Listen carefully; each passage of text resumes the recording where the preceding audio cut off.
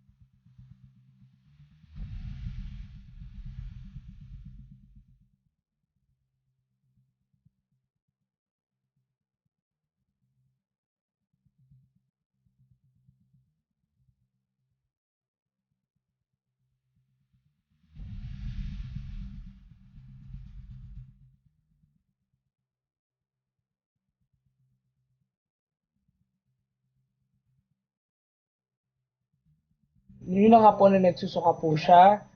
And then yung first na nagbanyo na siya na after niya po makabalik from 2207 nung nagsusuka po siya doon.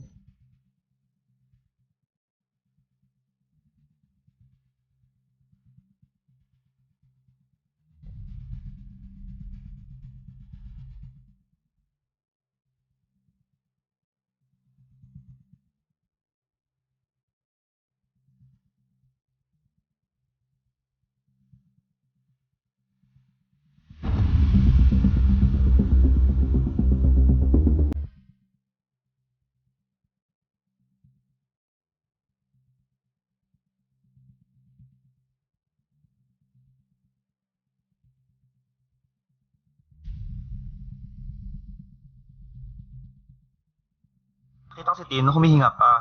Pero nakapikit lang siya and then hindi siya nagsasalita. And then sabi ko, Tin, tara na, mag-anon tayo, lipat ka na doon.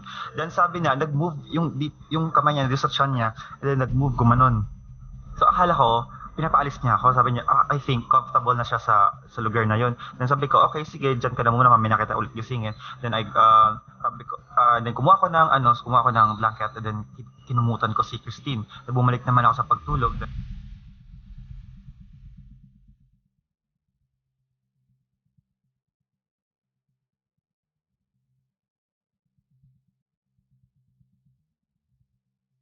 pagdating ng 12, bumalik na naman ako ng CR para na-check si Christine kasi at sabihan na umuwi na tayo kasi may work pa ako, sabi ko.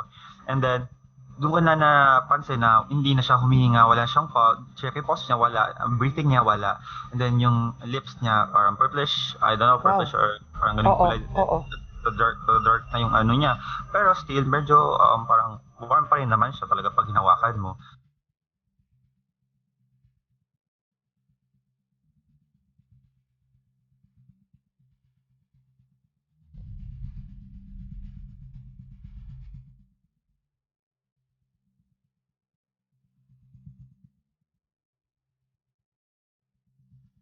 Ginising ko na sila lahat, nagpanic na ako, ginising ko na sila lahat, and then nagpatulong ako, ilabas si Christine doon sa bathtub, and then started CPR, and then call assistance from the Oo. hotel, call ambulance. Pagpunta namin sa CR, nandun na si Tin sa floor.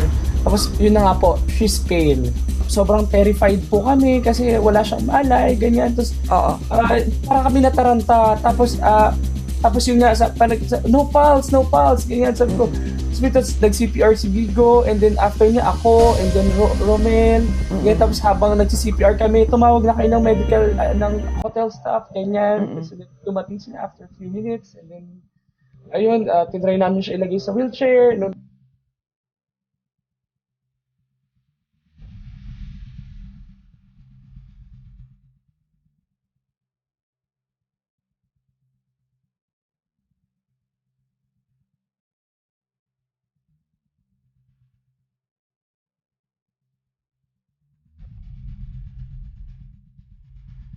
When we transferred her over our room, we took care of her. She just kept on vomiting. If she was Okay. raped, she would have let us know what happened to her.